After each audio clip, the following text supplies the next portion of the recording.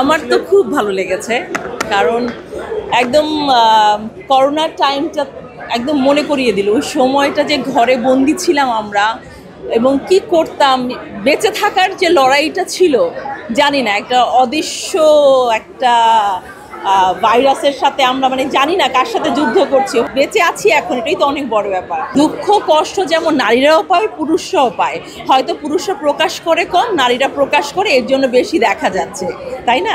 বা এটা আমরা দেখতে পাই, কিন্তু মানুষ তো কষ্টই পাবে এবং সেটা তারা বিভিন্নভাবে প্রকাশ করে। অসাধারণ, আমি সেটাই বলছিলাম যে জয়া আপা তো প্রত্যেকটা ছবিতেই প্রমাণ করে সে একজন অসাধারণ অভিনেত্রী।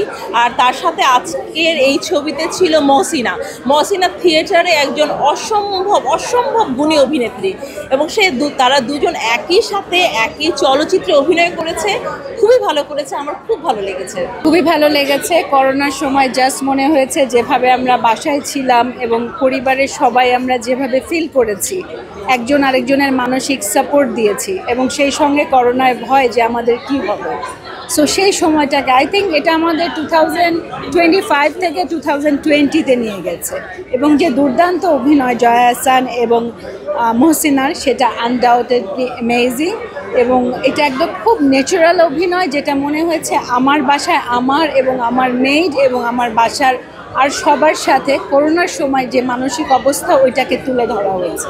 Absolutely amazing. অবশ্যই নির্মাণ করা উচিত, বিকজ এই মুভিগুলো আমাদের কিন্তু আসল যে স্টোরিগুলো আমাদের সমাজের, এটাকেই তুলে ধরে।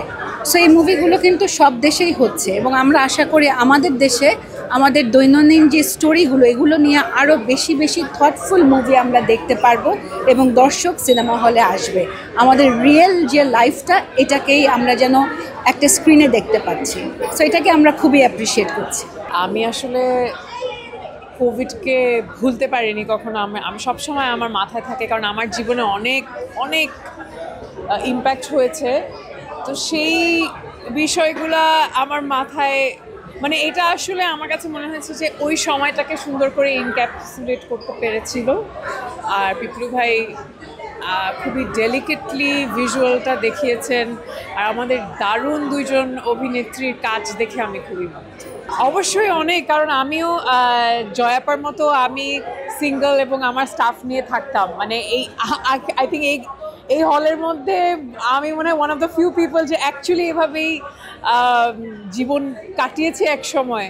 তো আমার কাছে ওই জায়গাগুলো খুব বারবার মাথায় আসছিল, আর এই কিছুটা অপরাধবোধও ফিল করেছি এই other side of the story দেখে, এবং আমাদের দুইজনের অসাধারণ অভিনয় আমাকে আসলে আমার কিছু পাস্ট অনুভূতিগুলো আমাকে ফিরিয়ে আনছে। ওয়ালটন আবারও মিলিনিয়ার অফারে ওয়ালটন ফ্রিজ কিনে আপনিও হয়ে যেতে পারেন মিলিয়নিয়ার। মিলিনিয়ার ছড়াছড়ি দেশ জুড়ে, এটা শুধু ওয়ালটনই পারে।